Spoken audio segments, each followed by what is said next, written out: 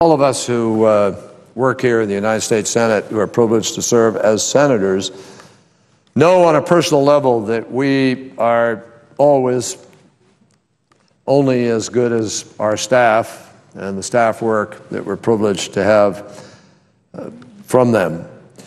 I think every senator is enormously grateful for the hours that all of our staffs invest to help us do our work. And oftentimes that means missing weekends, deferring, delaying, or plain canceling vacations, working away on a beautiful Saturday morning when other people are out and about. And I'm sure that the best of them would readily admit that they'd rather be spending their time somewhere other than perhaps the Russell Senate office building. That's why today I mark a very bittersweet transition on my team, because tomorrow is Kathy Kerrigan's last day on my Senate staff. As having been confirmed at the end of the last work period, she is leaving the United States Senate to serve as a judge on the tax court, the United States Tax Court. And that is the capstone of an already distinguished life spent in public service. As proud as I am to have her go and serve on the tax court, Madam President, it is really difficult to imagine my office without her. She's had the title of Tax Counsel, but she really was a lot more than that.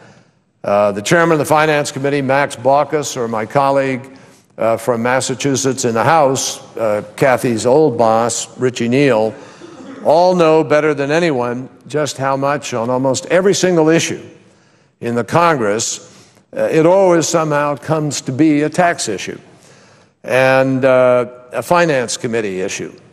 So for 6 years, Kathy has been my indispensable utility player. It didn't matter if it was on health reform, climate change, energy, infrastructure, super committee. If it was anything that I was working on with a fairly high level of focus, you can bet that Kathy was there. And I can tell you, she wasn't just there, she was invariably the indispensable player. I don't know if she'll like it, but I would say that at times she was a wonk's wonk. She knew the Finance Committee brilliantly, and sometimes I had to struggle to follow Kathy because Kathy talked tax, and tax is a different language.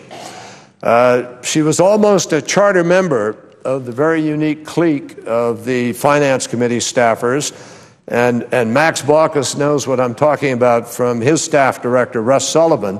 They actually had their own annual tax prom, and that's how exclusive a bunch that they are. And there are a lot of us who are a little scared to think of what a tax prom looks like. I once said it was probably a prom for people who didn't go to their own proms once upon a time. But in fact, it is a party for the smartest, most detail-oriented, hardest-working staffers that the Senate has, because they are always in the middle of everything around here, and boy, do they deliver. And that's really where Kathy was in her element, diving into the minutiae of issues, crystal balling legislation better than just about anybody that I've ever worked with. I'll tell you, if she'd chosen the Navy instead of the Finance Committee, we would be here today saluting Admiral Kerrigan. She comes to an issue always armed with facts. She has always thought through every question that a senator or anybody else might ask about a particular issue. And she is driven to get the job done, and she always did. On health care, she was a phenomenal thinker as we worked through the Finance Committee issues and the funding mechanisms. Last summer, when she was nominated for the court, but then, nevertheless, I asked her to serve on the Deficit Committee, and she promised to stay until the work was done. And I cannot emphasize how valuable she was there also, Madam President. On the Joint Select Committee, there were many times when committee members from both parties would ask if Kathy could join a meeting. That's a sign of respect and of ability. She was someone who quietly, head down, did the work and let the work try to find a way towards a solution. Everything that I admire about her as a public servant is really written into her DNA. I think it's the result of growing up in Springfield, Massachusetts, where her father, Bill Sullivan, served as mayor. She had a front row view of what it is like in public life, of what the demands are, and of what a difference earnest people like her father can make in government. People who do the work without worrying about the limelight or who gets the credit. She never lost sight of that through Boston College and Notre Dame Law School and 14 years on Capitol Hill working on tax policy. As much as I admire the special energy that Kathy brought to her job, what I admire most about her is her ability to distinguish between right and wrong, her moral compass that always guided her in her public service. I just share one quick story before I wrap up, Madam President. Last summer, deadly tornadoes clipped through her hometown of Springfield, Massachusetts.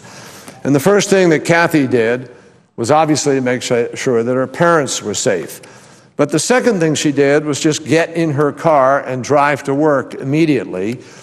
Instead of going home to Massachusetts, she came to work in the Senate on a bright Sunday morning and immediately got busy working on tax disaster legislation to help the people of Springfield, the small businesses, the people who had been impacted. She didn't see arcane tax legislation. What she saw were bricks and mortar, lumber and nails, and lives that had been disrupted. That's the Kathy Kerrigan that I know. That's the Kathy Kerrigan who I've been privileged to have working with me through some of the most interesting, most grueling, most productive legislative years that I've had the privilege of being part of in the 27 years in the Senate. I will miss her energy, her creativity, the dedication that she brought to my office, but it's good to know, and we will all be reassured by the fact that she will bring those same qualities, heart and head, to the federal bench. She will be a phenomenal tax judge, and she will continue to make her family and her friends in her home state of Massachusetts very proud. Madam President, I suggest the absence of a quorum. The clerk